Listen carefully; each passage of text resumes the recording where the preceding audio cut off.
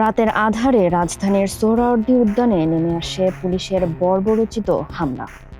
পেশাগত দায়িত্ব পালনকালেও সংবাদকর্মীদের ওপর পুলিশের তাণ্ডব আবারও বিতর্কের জন্ম দিয়েছে। বারবার নিজেদের পরিচয় দেওয়ার পরও কোনো তোয়াক্কা না করে পুলিশ তাদের বেধড়ক লাঠিপেটা ও শারীরিক নির্যাতন চালায়। আইন শৃঙ্খলা রক্ষাকারী বাহিনীর এমন আচরণ মুহূর্তেই সমালোচনার জন্ম দিয়েছে। তাহলে কি পুলিশ উদ্দেশ্যমূলকভাবে সাংবাদিকদের আক্রমণ করছে?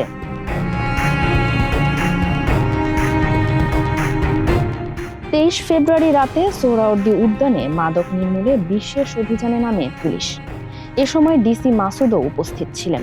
জনগুরুত্বপূর্ণ এই অভিযানের দৃশ্য জনসম্মুখে তুলে ধরতে ফেসবুক লাইভ করছিলেন সাংবাদিক তোফায়েল আহমেদ সহ অন্যান্য সাংবাদিকরা।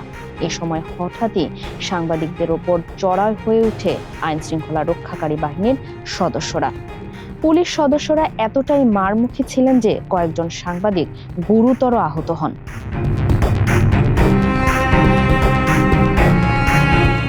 এর আগে মাদক নির্মূলের বিশেষ অভিযানে ঢাবি শিক্ষার্থীর সাথে তুমুল বাকবিতণ্ডাও হয়। হ্যাঁ শুনলাম। তো এখন তার মানে কি দাঁড় করেন? সমীকরণ কি দাঁড় করাচ্ছেন? কি সমীকরণ দাঁড় করাচ্ছেন?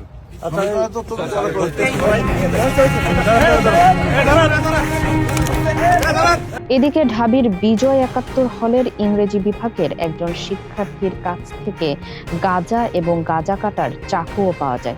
আইন শৃঙ্খলা রক্ষাকারী বাহিনীর অভিযোগ, ঢাবির ওই শিক্ষার্থী পুলিশকে ছুরির মাধ্যমে আক্রমণ করে। এতে একজন পুলিশ সদস্যের ভূতে আঘাত লাগে।